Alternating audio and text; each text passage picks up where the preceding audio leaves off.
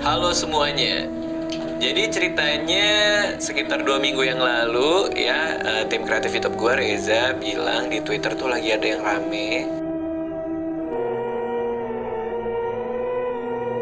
Dalam kamar hotelnya, Oscar sedang mutar CD yang dijadikan sebagai barang bukti. Ia menonton semua CD yang bertuliskan nama-nama si korban. Namun yang aneh adalah tidak ada CD yang bernama Lia maupun Rindu. Yang masih jadi pertanyaan besar di kepala Oscar adalah kemana laki-laki bernama Roni. Jejak Roni seperti hilang di telan bumi, padahal polisi sudah mengantongi identitasnya. Aneh, menurut data yang diperoleh, polisi sudah mencarinya ke rumah orang tua dan kerabat dekat Roni. Tapi orang tuanya tidak tahu di mana anaknya berada. Mengenai laki-laki misterius yang menjadi tersangka atas nama kasus ini pun tak kunjung menemui titik terang. Identitasnya sangat sulit ditemukan. Polisi hanya bisa menganalisis DNA yang ditemukan di tubuh korban terakhir yang bernama Ratna. Sedangkan di tubuh Raya hanya ditemukan sidik jari Anita di bagian wajahnya. Tak bisa dipastikan apakah DNA yang ditemukan adalah DNA pelaku. Tapi, polisi sangat meyakini bahwa itu adalah DNA pelaku. Setelah menelaah lebih jauh, Oscar menemukan pola pembunuhan oleh sang pelaku. Semua korbannya adalah perempuan. Ia selalu membunuh korbannya dengan cara diikat, entah diikat di kursi, diikat di ranjang, ataupun diikat dalam keadaan berdiri.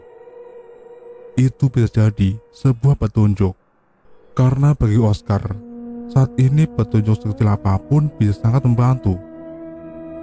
Saat Oscar mengambil CD bernama Asura, lampu kamar hotelnya tiba-tiba padam. Ada apa lagi nih? Tak mungkin hotel bisa mati lampu, bukan? Oscar berusaha tetap tenang. Ia berdiri dalam kegelapan. Tangannya meraba-raba, mencoba mencari jalan untuk keluar kamar. Tak sengaja Oscar menyenggol CD yang menyebabkan CD itu terjatuh dan tertendang oleh kakinya ke kolong kasur. Oscar tak mempermasalahkan itu. Ia terus berjalan keluar dengan perlahan. Saat ia mencoba meregang pintu, lampu menyala. Oscar terbelalak tatkala melihat sosok gadis tanpa kepala.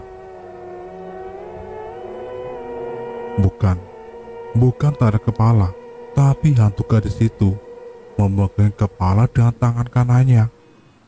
Seketika Oscar jatuh pingsan saking kagetnya. Sebelum pingsan, samar-samar ia mendengar suara gadis itu. Halaman belakang. Oscar berbicara pada Lea dan Andri mengenai kejadian yang menimpanya di hotel kemarin. Sepertinya kita butuh bantuan seorang yang paham dengan makhluk gaib. Sejak kita ke TKP kemarin, ada saja hal aneh yang menimpa saya. Sepertinya mereka ingin membantu kasus ini. Ada 2 korban yang belum ditemukan, bukan? Salah satunya adalah Lia adik kamu. Jadi mungkin mereka ingin menyampaikan sesuatu, ucap Oscar. Saya kira orang luar negeri itu tak percaya hantu, ucap Andre. Oscar ada benarnya, tapi masalahnya, siapa yang punya kenalan orang yang bisa berkomunikasi dengan arwah? Tanya Lea. Temanku juga gak ada yang ngerti berhantuan. Kamu ada? Tanya balik Andre.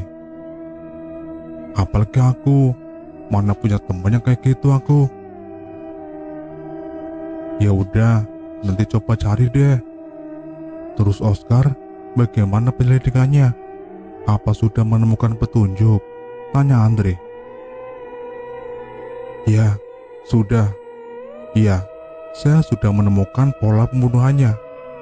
Pelaku selalu mengikat korbannya sebelum dibunuh. Saya juga ingin kembali ke TKP untuk mencari bukti lainnya, jawab Oscar. Oke, kebetulan Pak Posma kembali lusa. Kita bisa minta bantuan dia, karena dia yang menangani kasus ini sejak awal. Saya yakin dia tahu banyak hal, ujar Andre. Baiklah kalau begitu. Saya juga masih mendalami motif dari pembunuhan ini. Satu lagi yang saya curigai adalah pelaku bukan warga negara Indonesia. Maksudnya warga negara asing, tanya Lea. Ya, entah warga negara asing atau dia milik keturunan Jepang. Karena saya mendengar ia sempat mengucapkan kata brengsek dalam bahasa Jepang. Hal itu didukung juga dengan ditemukannya banyak sekali anime dan buku-buku berbahasa Jepang, jawab Oscar. Pakai sensei sih, kalau gitu untuk saat ini, Anda bisa mendalami lagi kasus ini dengan bukti-bukti yang ada. Setelah Pak Posma kembali, kita bisa lanjutkan penyisiran di TKP. Oscar mengangguk dan pamit untuk kembali ke hotelnya. Lia sedang duduk terikat di kursi tua. Ia berada di ruangan yang tanpa jendela. Sedari awal, Lia memang dipindahkan dari korban-korban yang lainnya. Karena sudah 3 kali mencoba kabur. Sekarang, tak ada celah lagi untuk kamu kabur sayang, ucap lelaki bertopeng. Kau tahu, suatu saat kau akan tertangkap. Simpan itu dalam mimpimu. Lelaki itu tertawa meremehkan. Jika kau lolos di dunia ini, tapi aku yakin karma akan selalu menghantuimu. Kesalahanmu akan selalu ada balasannya. Ingat itu. Plak. Satu tamparan mendarat di pipi mulus Lia. Tak ada tangisan, apalagi rintihan. Rasanya Lia lebih baik mati saja daripada harus di posisi ini. Stop it. Kau sudah terlalu banyak bicara, Pitts. Umpat laki itu. Ci, sudah mulai takut kah? Kini gantian Lia yang meremehkan. Tidak, saya hanya tak suka kau banyak bicara. Kau hanya boleh menangis dan mendesak. Aspirasimu tak akan didengarkan di sini. Aspirasi? Bodoh. Kau pikir ini sedang demo? Apakah di negaramu semua orang sama sepertimu? Sama seperti saya? Maksudnya? Ya, apakah semua lelaki di negaramu sama brengseknya sepertimu? Apakah lelaki di negaramu otaknya hanya berisi selangkangan? Tidak, saya seperti ini bukan karena negara asal saya. Lalu, apakah semua wanita di Indonesia terlalu banyak bicara sepertimu?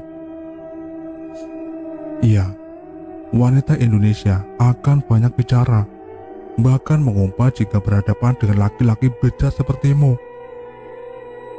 Lelaki itu malah tertawa. Dasar tidak waras, umpat Lia. Tak berselang lama, lelaki itu datang dan membawa sebuah piring berisikan lauk pauk. Makan. Saya tak mau kau terlihat kurus. Sedikit sakit saat terkena tulangmu. Saya tidak mau makan. Lebih baik saya mati.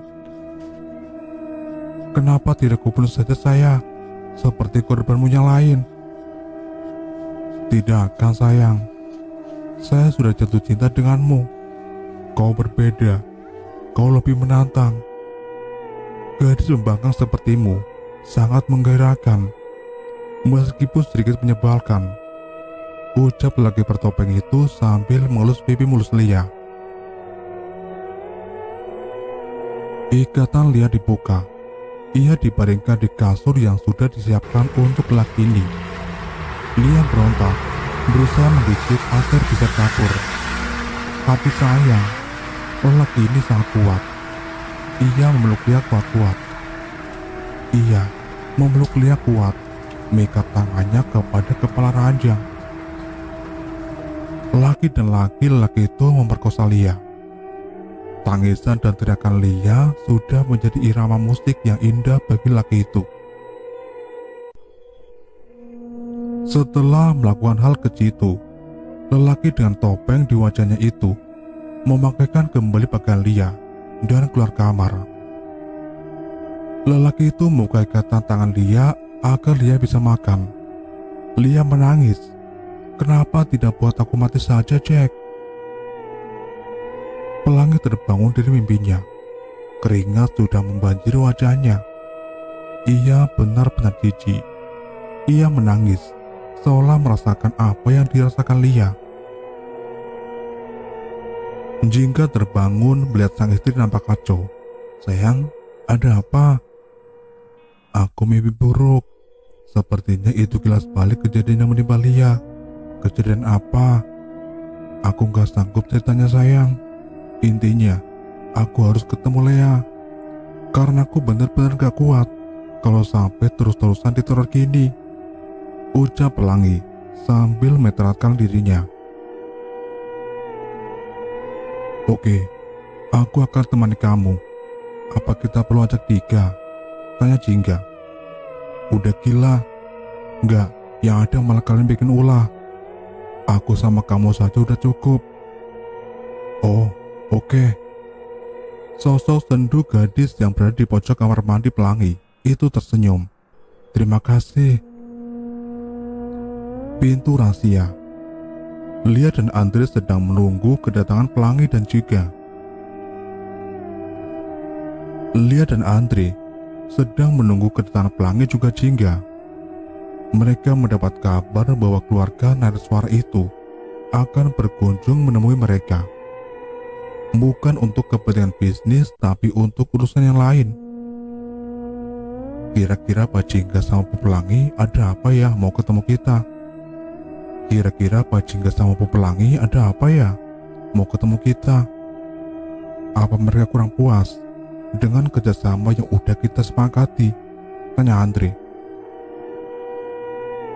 Kan dia sudah bilang bukan masalah bisnis. Setelah menunggu cukup lama, akhirnya Pelangi dan Jingga datang juga. Mereka langsung menghampiri koleganya. "Aduh, maaf ya lama. Tadi ada trouble sedikit," ucap Jingga. "Tidak apa-apa, Pak. Silakan duduk," ucap Andre. "Terima kasih, Pak. Jadi saya langsung aja ya ke intinya. Istri saya mendesak saya untuk bertemu kalian lagi. Karena semenjak pertemuan kita kemarin, istri saya..." Terdengar helaan nafas dari Jingga. "Istri saya diteror oleh kilas balik atau bayangan-bayangan seorang wanita yang sedang disiksa." Jingga akhirnya mampu menyelesaikan ucapannya. "Maksudnya, Pak?" tanya Lea. "Iya, saya dibilang mempunyai kemampuan supranatural. Jadi, ketika ada sosok astral, saya bisa melihat mereka," jawab Pelangi.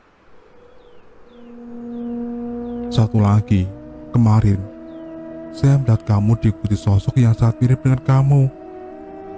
Saya tidak yakin, tapi saya berpikir saya bisa melihat kematian kamu.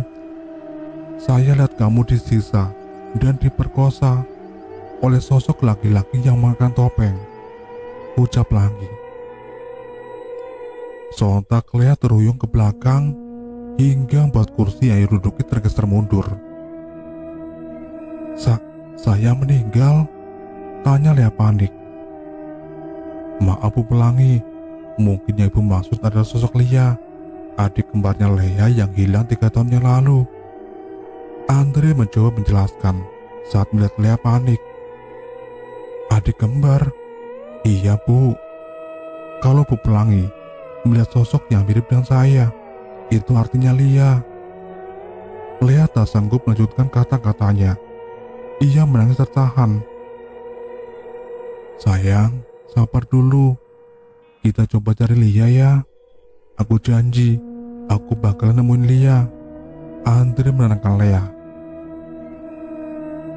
Maaf jika kata-kata saya barusan membuat perasaanmu tidak baik.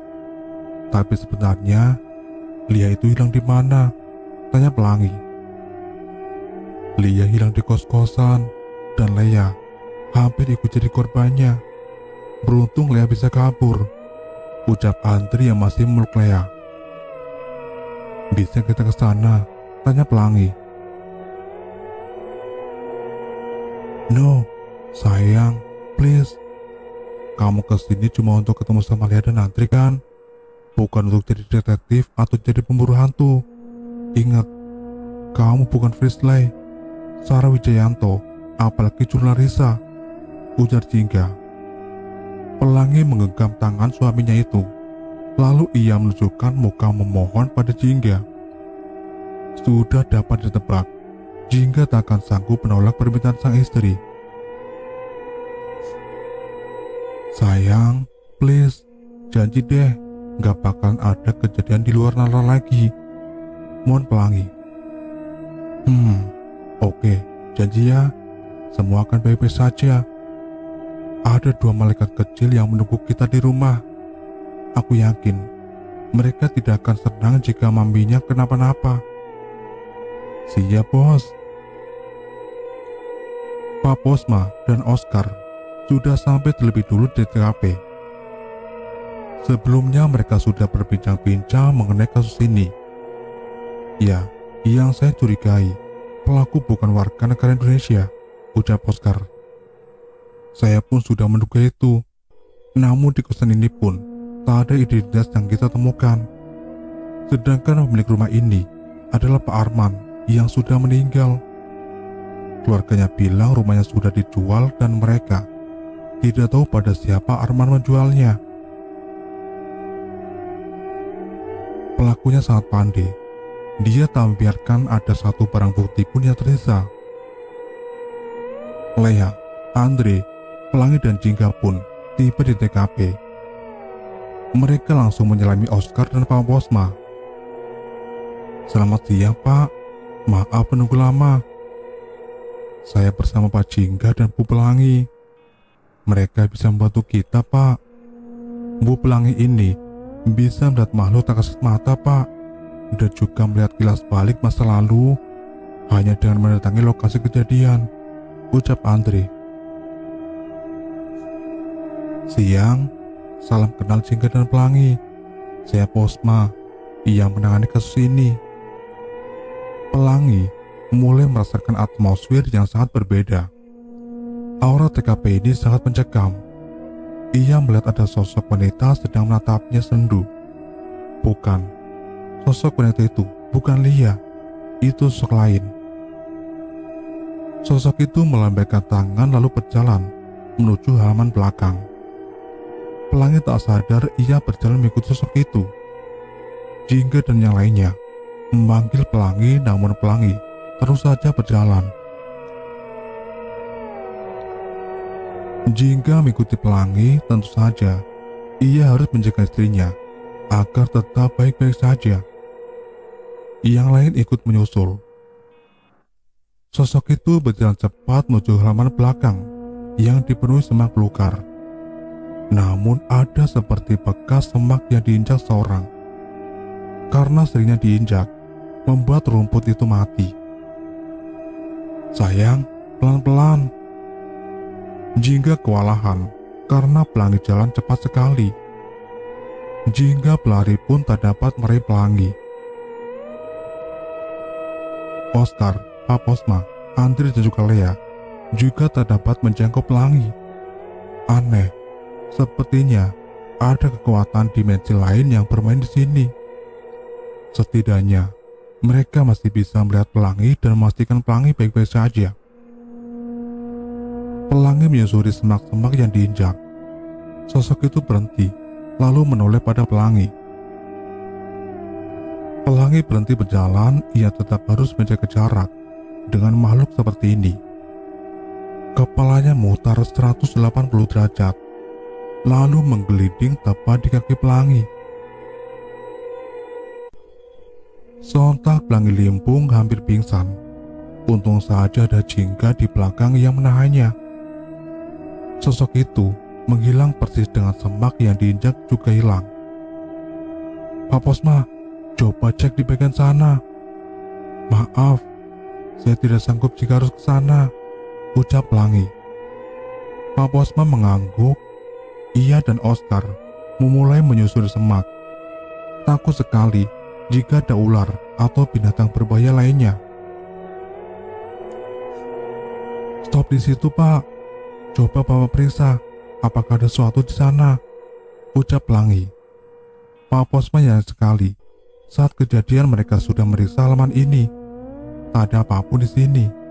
Tapi dia memutuskan untuk mengeceknya lagi. Tak ada apa-apa, hanya semak-semak. Namun saat Oscar hendak melangkah dan membantu Pak Posma, kakinya tak sengaja tersandung sebuah batu. Saat itu pula muncul sebuah pintu tertutup semak.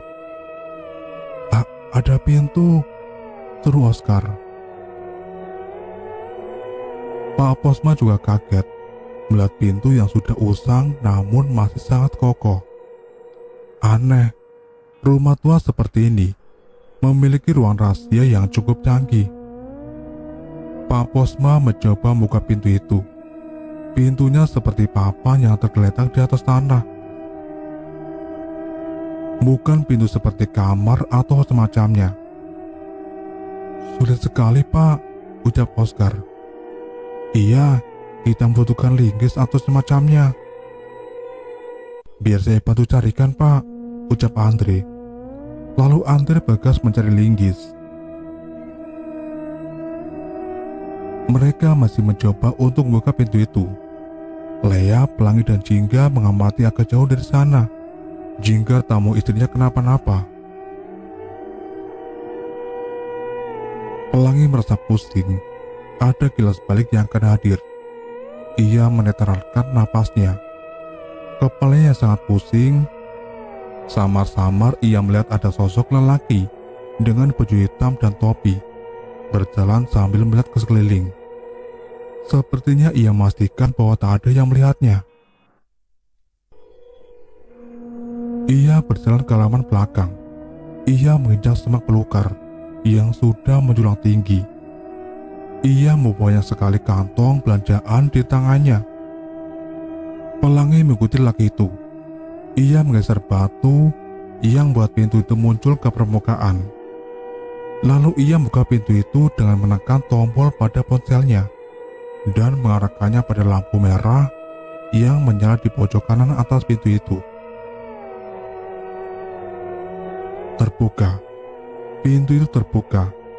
Saat terbuka, ada tangga panjang ke bawah. Lelaki itu menurun tangga. Pelangi terus mengikutinya. Di bawah ada dua ruangan yang berbeda. Lelaki itu masuk ke ruangan pertama. Ia membuka pintunya. Rindu, ayo cepat kita pergi dari sini. Tuan muda sedang keluar karena menemukan mangsa baru. Kita punya waktu sejam untuk melarikan diri. Lelaki itu mau Papa Rindu keluar dari ruangan tanpa jendela itu.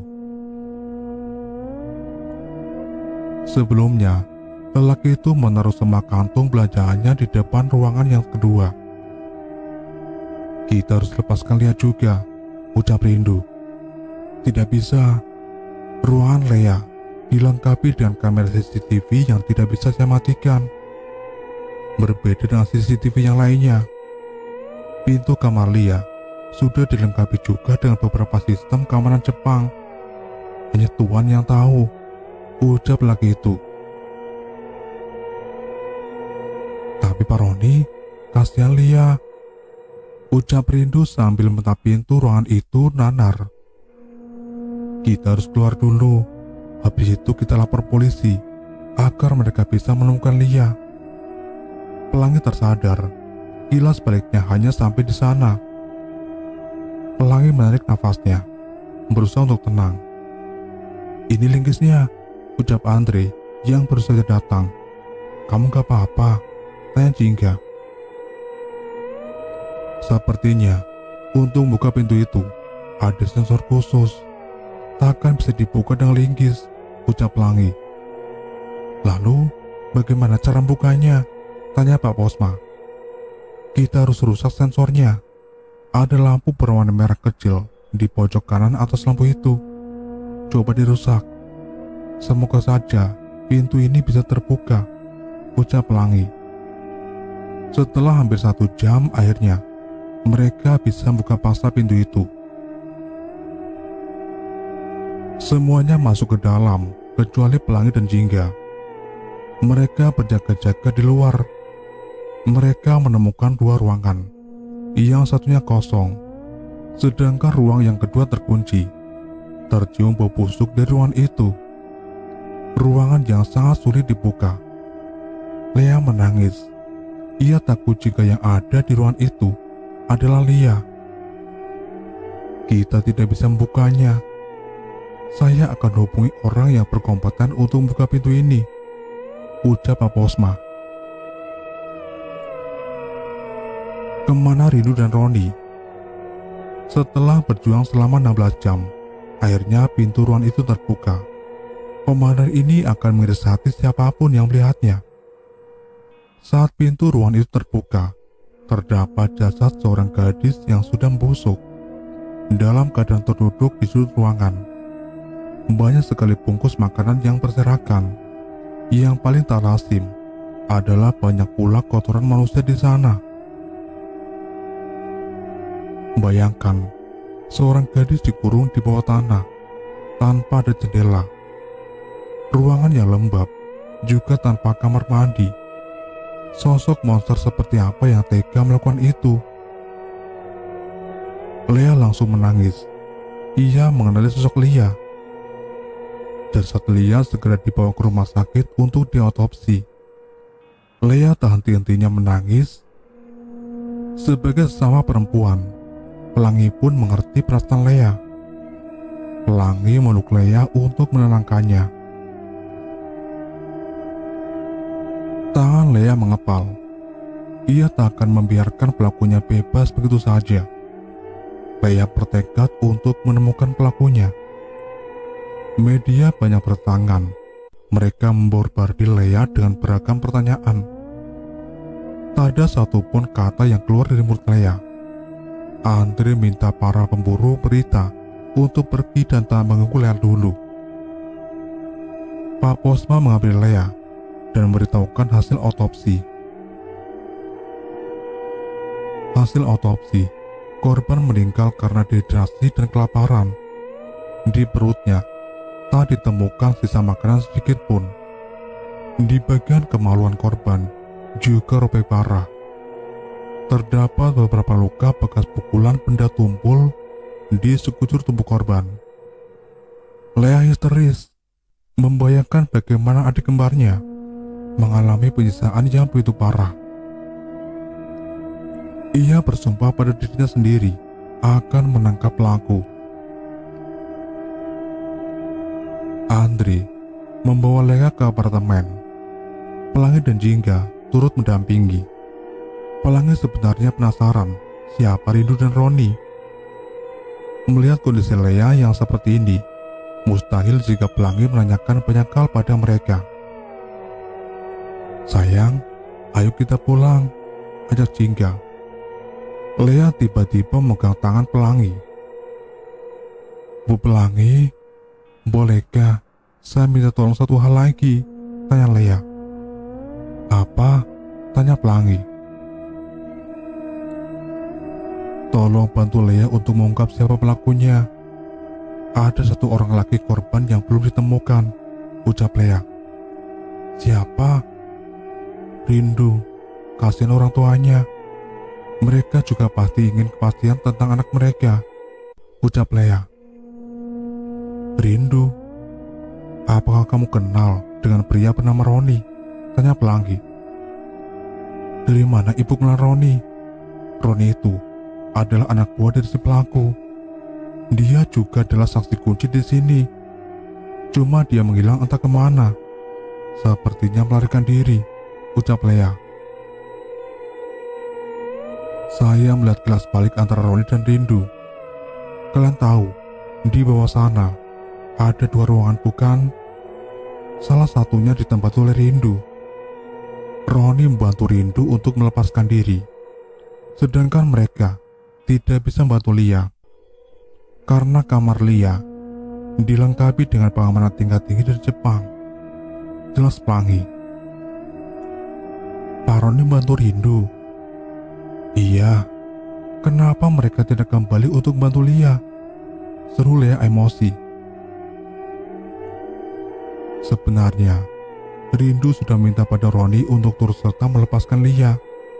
Namun mereka memutuskan untuk keluar terlebih dulu dan melapor ke kantor polisi agar Lia bisa segera diselamatkan. Jelas pelangi. Lalu, kenapa mereka sampai sekarang masih tidak diketahui keberadaannya? Tanya Andre. Saya tidak tahu. Kilas baliknya hanya sampai di sana.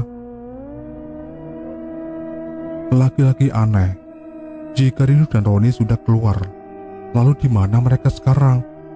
Tanya Jingga. Pelangi menaikkan bahu, tanda tak tahu. Bu, apa ibu tidak bisa berkomunikasi dengan Awalia? Minta dia untuk beritahu kita, Bu, siapa pelakunya, ujar Lea. Saya tidak bisa melakukan mediasi. Maaf, kemampuan saya hanya sebatas ini, ujar Pelangi Riri. Polisi masih berada di TKP. Mereka masih meriksa ruangan tempat ditemukannya Lia. Kondisi yang sangat memprihatinkan. Tak ada satupun petunjuk yang mereka temukan di sana. Selain sisa-sisa penyiksaan dan juga kotoran-kotoran yang menjadi saksi bisu dari pembunuhan gadis itu. Pak, sepertinya kasus ini rumit. Sudah beberapa tahun, kita tak juga menemukan titik terang. Masih banyak kasus yang baru bermunculan. Kalau kita fokus pada kasus yang ini saja, kasus yang lain terbengkalai, ujar Reka, salah satu polisi yang ikut menemani Pak Posma sejak awal. Pak Posma sangat optimis bisa menemukan pelakunya. Tapi mendengar saran dari Reka, ia jadi ragu. Reka benar, banyak kasus baru bermunculan. Jika mereka fokus dengan kasus yang sudah beberapa tahun yang lalu, siapa yang akan menangani kasus-kasus baru ini? Kau benar. Baiklah, kita akan fokus pada kasus warga berkebangsaan Jepang itu. Besok sidang putusannya kan? Tanya Pak Posma. Iya, apakah ia akan dideportasi atau akan ditahan di Indonesia? Kita tunggu putusan hakim saja. Flashback on. Rindu dan Roni berhasil kabur. Mereka segera melapor pada pihak yang berwajib agar dapat membebaskan Lia. Rindu melapor di polsek terdekat. Namun saat di jalan, mereka dihadang oleh seorang dengan seragam polisi. Kalian kenapa? Ada yang bisa saya bantu? Tanya polisi tersebut. Iya Pak, kami mau melaporkan kasus penculikan dan perkosaan. Saya juga korban Pak. Saya bersyukur bisa kabur dari sana. Tapi ada satu teman kami yang masih berada di sana Pak. Bisakah Bapak membantu kami untuk membebaskannya Pak? Ucap Rindu. Baiklah, saya akan ke TKP bersama tim kepolisian. Kamu yang laki-laki bisa antarkan saya untuk ke TKP? Tanya polisi itu. Tentu Pak. Lalu bagaimana dengan Rindu? Tanya Roni. Kamu bisa tunggu di sana. Nanti ada rekan saya yang menjemputmu dan membawamu ke kantor polisi agar lebih aman. Ujar polisi bernama Riza. Rindu mengaku saja. Lantas ia berdiri di sana, menunggu ada polisi yang menemuinya. Roni berjalan dengan Riza menuju TKP. Tadi yang aneh, mereka juga tak banyak berbincang. Saat sampai, Riza menyuruh Roni untuk jalan di depannya. Saat Roni berjalan di depannya, Riza memukul bagian belakang Roni hingga Roni pingsan.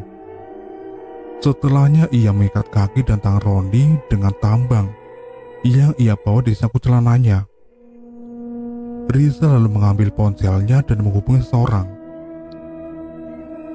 "Saya sudah melaksanakan tugas, bos." "Lalu, mau diapakan si Roni ini?" tanya Riza. "Bunuh dia, bakar mayatnya," ucap seorang di balik gawainya. "Baik, bos." Riza menyeret Roni menuju halaman belakang yang penuh dengan semak belukar, jauh dari pintu rahasia. Riza terus masuk. Sebelumnya Riza membekap Roni hingga ia tak bernyawa. Lalu Riza memutilasi tubuh Roni hingga menjadi beberapa bagian. Setelah itu Riza membakar mayat Roni satu persatu. Mbak sedang barbeque. Setelah dirasa cukup, Riza kembali menemui Rindu untuk menjalankan bisnis selanjutnya. Rindu masih setia duduk di pinggir jalan. "Loh, kamu masih di sini?" tanya Reza sebagai alibi. "Iya, saya nunggu di sini dari tadi, tapi nggak ada satupun polisi yang datang. Maaf, mungkin rekan saya sedang sibuk semua. Sekarang kamu ikut saya ya. Saya ambil mobil dulu di sana," ucap Riza sambil menunjuk mobil polisi yang ada di ujung gang. Tak ada curiga sedikit pun di hati Rindu, karena laki-laki di hadapannya ini tampak seperti polisi sungguhan. Entah dari mana ia mendapatkan seragam dan mobil polisi itu. Rindu duduk di samping kursi pengemudi. Ia masang seatbeltnya. Riza mulai menginjak pedal gas pada mobilnya. Mobil melaju dengan kecepatan sedang. Rindu merhatikan jalan. Sudah hampir 20 menit, namun mereka tak kunjung sampai di kantor polisi. Mereka bahkan sudah memasuki tol. "Pak, kita mau kemana?" "Bukannya kantor polisi dekat TKP? Hanya berkisar 15 menit perjalanan," tanya Rindu yang sudah mulai curiga. "Saya ada kerjaan sebentar. Setelah itu saya langsung bawa kamu ke kantor polisi." "Saya mau ke kantor polisi sekarang, Pak. Saya mau mengabari orang tua saya. Mereka pasti khawatir, Pak." "Kamu ini bisa diam tidak?" bentak Reza. Rindu terkejut. Sepertinya Riza bukanlah orang baik. Rindu mulai gemetar. Riza lalu melayangkan pukulan pada Rindu hingga akhirnya Rindu pingsan.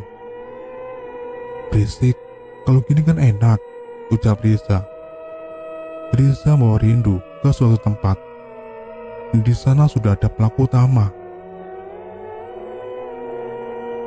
"Riza, bangunkan dia," ucap laki-laki itu. Reza menyadarkan Rindu dari pingsannya. "Lepasin, aku di mana?" ucap Rindu saat sadar. "Kamu dan Roni kabur. Tentu takkan semudah itu.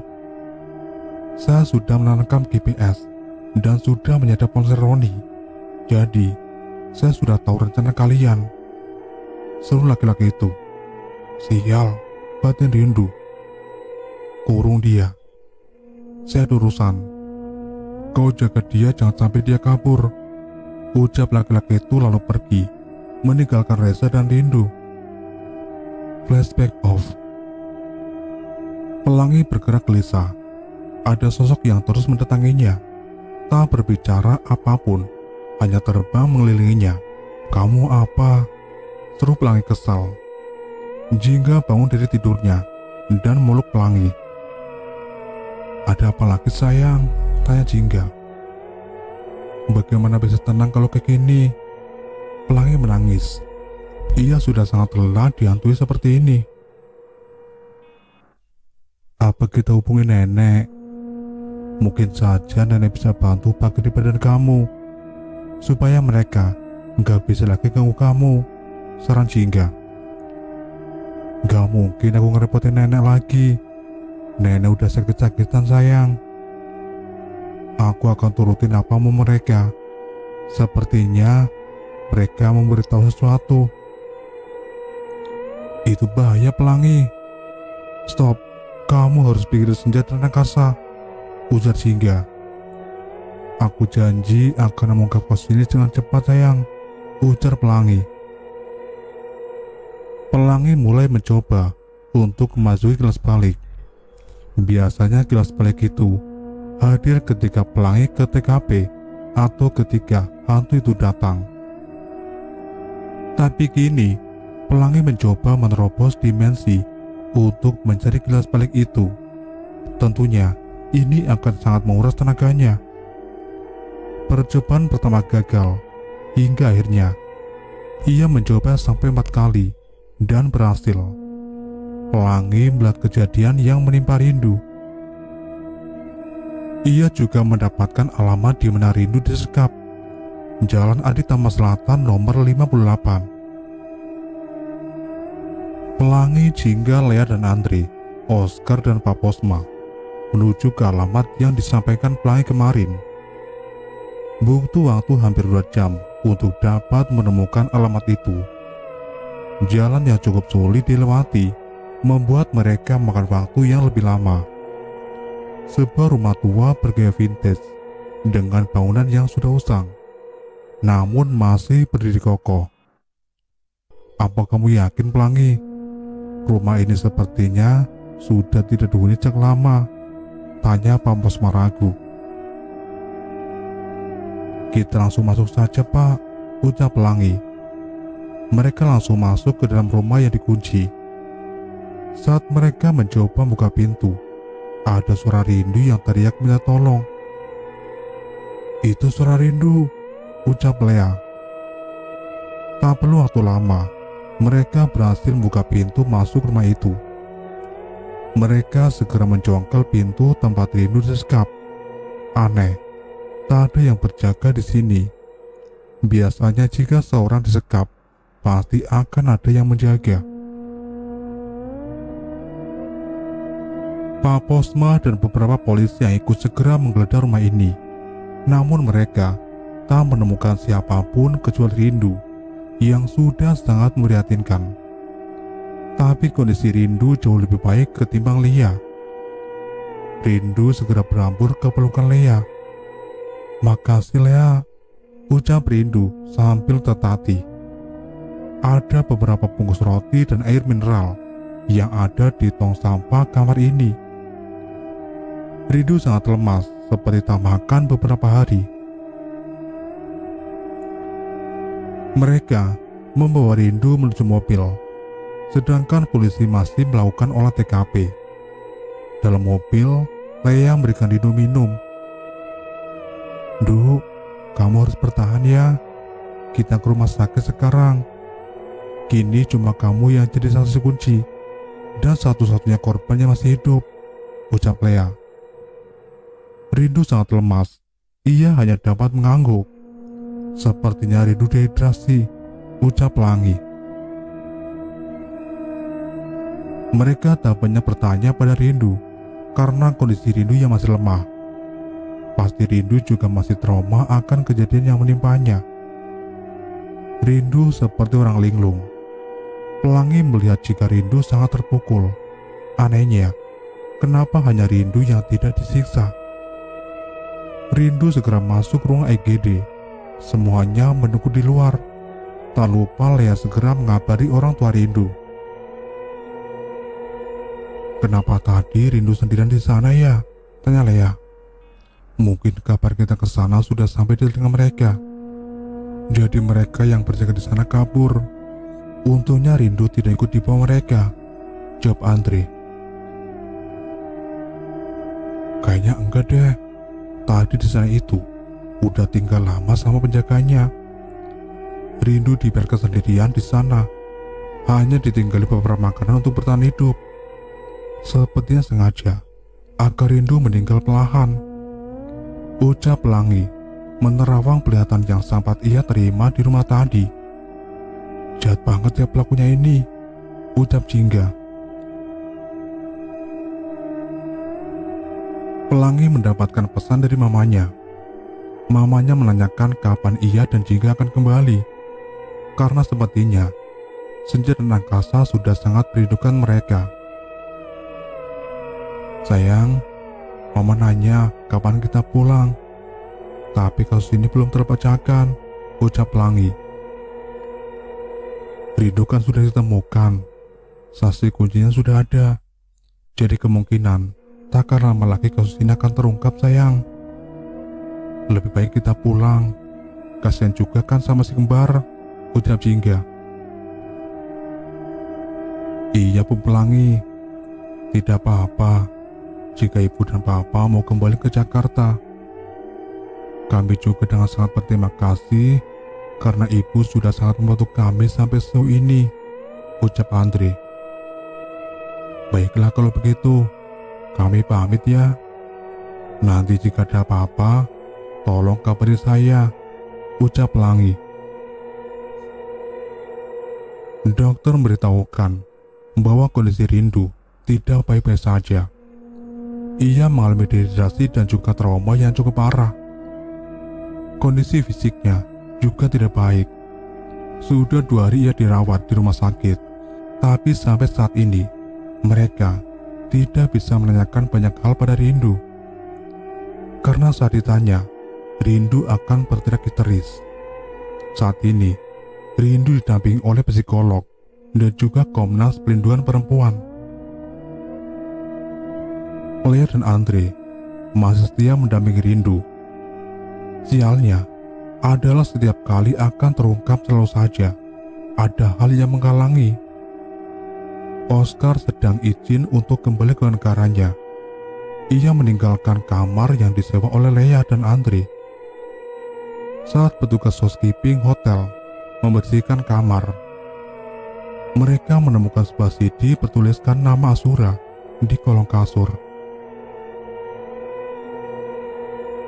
Petugas housekeeping tersebut memberikan CD itu pada Lea dan Andre. Lea ingat bahwa ia pernah nonton CD itu, namun baru sampai bagian 2, dan kebetulan sekali ini adalah CD bagian ketiga. Lea mengajak Andre dan Posma untuk menonton video itu bersama. Barangkali ada petunjuk di sana. Saat terputar dalam video tersebut, terdapat gadis Jepang berkemeja hitam bunga-bunga dengan para saintis sedang disetubuhi oleh pelaku utama kasus ini. Ia masih menggunakan topeng. Umpatan demi umpatan dilayangkan oleh gadis itu dengan bahasa Jepang. Saat-saat terakhir video, Azura menarik paksa topeng dari wajah lelaki itu, sehingga tidak jelas wajahnya, namun hanya beberapa detik saja. Lelaki itu segera memakai topengnya. Selanjutnya, kalian sudah bisa tebak apa yang terjadi. Lelaki itu membunuh Azura dan memukul perut Azura beberapa kali dan membenturkan kepala Azura pada tembok hingga darah mengalir dari hidung dan kepalanya. Kelihatan wajahnya Pak, seru Lea. Tapi kualitas video ini sangat rendah, jadi terlihat blur. Tapi tak perlu khawatir, akan dibuatkan sketsa wajahnya nanti oleh pihak yang berkompeten. Tolong bergerak cepat Pak, kita sudah menunggu bertahun-tahun lamanya. Tolong untuk kali ini, jangan biarkan dia lolos lagi, pinta Lea. Baik, saya akan langsung gerak. Media massa langsung beritakan hal ini. Pelangi dan Jika juga dapat mengakses beritanya melalui TV dan internet. Saking viralnya kasus ini, bahkan sampai viral ke negara asal psikopat ini, yaitu Jepang. Sketsa wajah sudah disebarluaskan. Bahkan pihak kedutaan besar Jepang akan memberikan hadiah kepada siapa saja yang dapat menemukan pelaku. Lea sedang berada di kamar rawat Rindu. Ia prihatin dengan keadaan Rindu. Rindu hanya diam menatap jendela. Tentu saja Lea tak sendiri. Ada Andre dan psikolog di sampingnya. Lea menyentuh lengan Rindu, namun Rindu menepisnya. Tapi setidaknya ia lebih tenang ketimbang beberapa hari yang lalu. Rindu, ini aku Lea. Kamu udah merasa lebih baik? Tanya Lea. Rindu diam tak menjawab. Du, aku butuh kesaksian kamu. Kita harus ungkap kasus ini agar tidak ada korban lagi, ucap Lea. Rindu masih diam. Kamu gak mau kan kejadian ini menimpa gadis-gadis lainnya? Kita gak bisa biarin orang jahat seperti itu berkeliaran, Du, ucap Lea penuh penekanan. Tidak akan ada korban lagi, ucap Rindu pelan. Maksudnya? Rindu kembali diam. Rindu, please bantu kita. Kamu tahu sesuatu? Pergi, tinggalin aku sendiri. Rindu, pergi. Psikolog segera menyuruh Lea untuk keluar. Andri juga membawa Lea untuk keluar. Lepasin aku, Andre. Kasus ini bakalan terungkap. Harusnya Rindu bilang sesuatu kalau tahu, bukan malah jadi gila kayak gini, seru Lea sambil menangis saking kesalnya.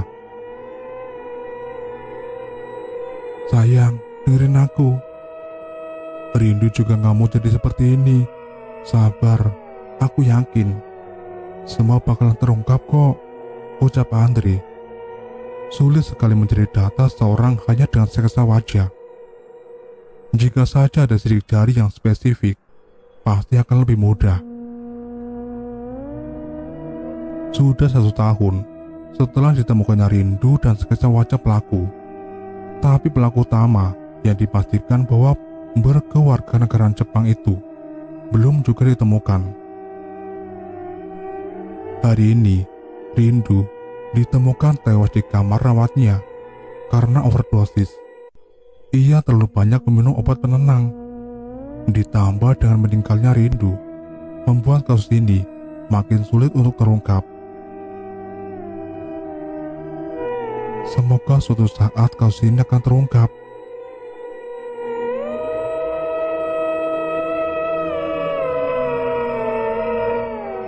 Itulah akhir dari cerita ini.